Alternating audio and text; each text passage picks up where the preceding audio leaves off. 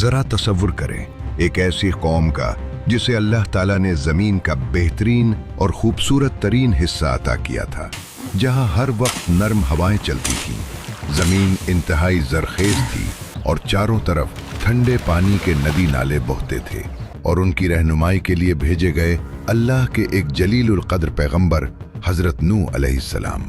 मगर जरा सोचिए तो सही, न 10 साल न 50 साल बल्कि पूरे 950 साल तक एक ही शख्स, एक ही पैगाम मुसलसल एक ही कौम को समझाता रहा, लोगों, सिर्फ एक अल्लाह की इबादत करो वरना तुम पर दर्दनाक अजाब आएगा। मगर जवाब में क्या मिला? सिर्फ मजाक, तंज और शदीद दुश्मनी। वो कहते, यहाँ से चले जाओ, हम किसी अल्लाह को नहीं मानते। फिर बिलाखिर वो दिन आ ही गया जब आसमान ने पानी के दहाने खोल दिए और जमीन ने अपने सीने में छुपाए हुए उबलते चश्मे फोड़ दिए, और देखते ही देखते सब कुछ एक गहरे और खौफनाक तूफान में डूब गया।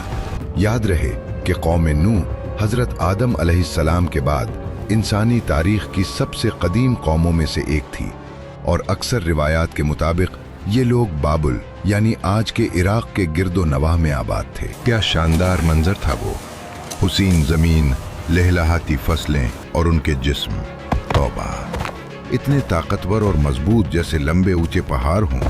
ये वो लोग थे जिनकी जिस्मानी कुव्वत आज के इंसानों से कहीं ज्यादा थी, मगर फिर उनमें एक नई और अजीब फितरत पैदा हुई और शिर्क का बीज उगने लगा। अफसोस, कौम नूह के पास दुनिया की हर नेमत थी, मगर वो अल्लाह की सबसे बड़ी नेमत यानी तौहीद को भूल बैठे। रिवायात में आता है कि शुरू में ये लोग जिन हस्तियों को याद करते थे वो दरअसल अल्लाह के नेक बंदे थे, मगर लोगों ने सोचा कि क्यों ना उनकी याद कायम रखने के लिए उनकी तस्वीरें और मुजस्समे बना लिए जाएं। बस फिर क्या था, तस्वीर से ताजीम शुरू हुई, ताजीम सजदे में बदली और सजदा बिलाखिर शिर्क बन गया। वो उन बुतों को पुकारने लगेगे, ऐ हमारे माबूद, हमारी मुश्किलें आसान कर दे, हमारी जिंदगी में सुकून भर दे। कुरान करीम हमें बताता है कि इन सरदारों ने अपनी कौम से कहा, हरगज़ अपने माबूदों को मत छोड़ना, न वुद को, न सुआ को, न यगूस को, न याऊक को और न नसर को। ये वही नेक लोग थे जो अब पत्थर के बुत बन चुके थे, मगर अफसोस उनके दिल तो पत्थरों से भी ज्यादा सख्त हो चुके थे। उनकी जहालत का ये आलम था कि आपस में बहस करते और कहते, मेरा बुत ज्यादा बेहतर है। तो दूसरा चीखता, बकवास मत करो, मेरे वाले खुदा की कारीगरी लाजवाब है। इसी कौम के किस्सों में एक इंतहाई अजीब व गरीब हस्ती का जिक्र भी मिलता है जिसे अवौज बिन अनुक कहा जाता है।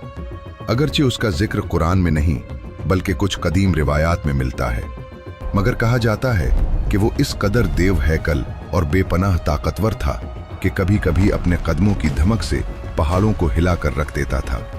लोगों में उसकी दहशत और किस्से मशहूर थे, और ये शख्स इस कौम के तकब्बुर की जिंदा मिसाल बन चुका था। दरअसल ये रिवायत एक सबक थी कि जब कोई कौम तकब्बुर में हद से बढ़ जाए तो उनमें अवौज बिन अनुक जैसी फिरौनियत और सोच पैदा हो जाती है। फिर कुफ्र के उसी घटाटोप अंधेरे में अल्लाह ने हिदायत की एक शम्मा रोशन की, यानी हजरत नूह अलैहिस्सलाम। कुरान करीम खुद गवाही देता है कि और हमने नूह को उनकी कौम की तरफ भेजा, पस वो हम उनमें 50 साल कम 1000 साल यानी 950 साल रहे। आप अलैहिस्सलाम पुकार पुकार कर कहते, ऐ मेरी कौम, मैं तुम्हारे लिए अल्लाह की तरफ से एक साफ और खुला डराने वाला हूं। यानी एक ऐसा पैगंबर जिसका पैगाम तुम तक पूरी तरह वाज़े और सच्चाई के साथ पहुंच चुका है, मगर ये ढीठ लोग अपनी उंगलियां अपने कानों में ठूंस लेते, अपने ऊपर कपड़े लपेट लेते ताकि उनका चेहरा भी ना देखें, और बड़ी सख्ती से कहते, हम तुम्हारी बात हरगिज़ नहीं सुनेंगे। जब हजरत नूह अलैहिस्सलाम वाज फरमाते तो शायद कुछ लोगों के चेहरों पर हल्की सी नरमी आती, मगर फौरन ही उनके मुतकब्बिर सरदार आ जाते और उनका हाथ पकड़कर कहते, अरे छोड़ो उसको, ये तो एक आम आदमी है, गरीब और कमजोर सा, अगर अल्लाह को कोई पैगाम भेजना ही होता तो हम जैसे बड़े और अमीर सरदार को चुनता।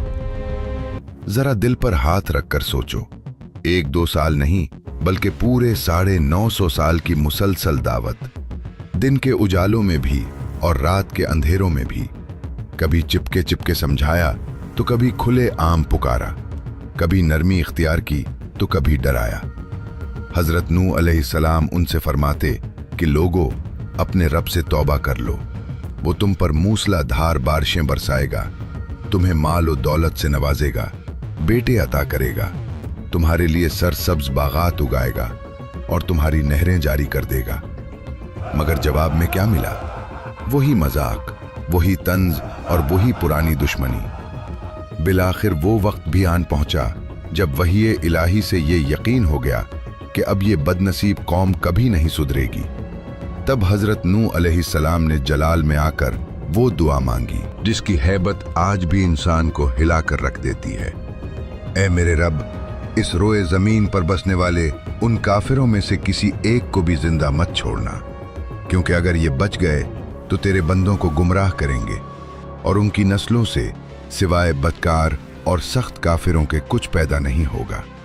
इसके फौरन बाद अल्लाह का जलाल भरा हुक्म नाजिल हुआ कि बस अब हमारी निगरानी में और हमारी वही के मुताबिक एक कश्ती तैयार करो, और खबरदार, इन जालिमों के बारे में मुझसे अब कोई सिफारिश मत करना, ये सब के सब गर्क होने वाले हैं। हजरत नूह अलैहिस्सलाम ने कश्ती बनाना शुरू कर दी। जब कौम के सरदार वहां से गुजरते तो ठट्ठा उड़ाते और हंसते हुए कहते, अरे इस रेगिस्तान में कश्ती, पानी कहां से आएगा? क्या तुम नाउजुबिल्लाह दीवाने हो गए हो? मगर उन नादानों को क्या खबर थी कि कश्ती में लगने वाली हर एक कील और जड़ने वाला हर एक तख्ता दरअसल उन्हीं की तबाही का सामान तैयार हो रहा है। इसी मौके पर कुछ तारीखी रिवायतों में एक बहुत ही दिलचस्प जिक्र मिलता है कि जब हजरत नूह अलैहिस्सलाम कश्ती बना रहे थे तो औज बिन अनक नामी वो देव हैकल शख्स कभी कभार उनके पास आ जाता और अपने गैर मामूली लंबे कद की वजह से लकड़ी लाने जैसे वो मुश्किल काम कर देता जो आम इंसानों के बस की बात न थी। लेकिन नाजरीन, याद रहे कि ये बातें सिर्फ किस्से, कहानियों और रिवायात में मिलती हैं। कुरान में उस शख्स या उसकी मदद का कोई तज़किरा मौजूद नहीं है। खैर, रिवायात में कश्ती की बनावट भी मिलती है कि ये अजीम-उश-शान कश्ती 3 मंजिलों पर मुश्तमिल थी। निचली मंजिल में जंगली जानवर और दरिंदे, दूसरी मंजिल पर इंसानों का बसीरा था और सबसे ऊपर वाली तीसरी मंजिल परिंदों और जरूरत के हल्के सामान के लिए मखसूस थी, जहां से निगरानी भी की जा सकता था। कुरान मजीद में अजाब के आगाज के लिए एक निहायत अहम और अजीब निशानी बयान की गई है कि जब तन्नूर उबल पड़े तो फौरन हर जानवर का एक एक जोड़ा, नर और मादा, कश्ती में सवार कर लेना। यानी जरा कुदरत का निजाम देखिए कि जानवर हजरत नूह अलैहिस्सलाम को जंगलों में जाकर ढूंढने नहीं थे, बल्कि अल्लाह के हुक्म से ये मखलूक खुद खिंची चली आई। फिर बिलाखिर वो दिन आ ही गया जिसका बरसों से इंतजार था। आसमान अचानक सियाह खौफनाक बादलों से भर गया और गर्म हवाएं यकदम ठंडी होकर तेज तूफानी आंधियों में बदल गईं। कौम के तकब्बुर भरे सरदार और बुजुर्ग हंसते और तंज करते हुए बोले, जरा देखो तो सही, क्या अब नूह के तन्नूर से भी पानी निकलेगा? मगर कुरान कहता है कि फिर वो खौफनाक लम्हा आ गया जब तन्नूर उबल पड़ा। वो घर का पुराना चूल्हा जिसमें रोटी पकती थी, अचानक उससे आग के बजाय पानी का जोरदार फवारा फूट पड़ा। अगले ही लम्हे सरदारों की हंसी हलक में अटक गई और खौफ से चेहरे जर्द पड़ गए।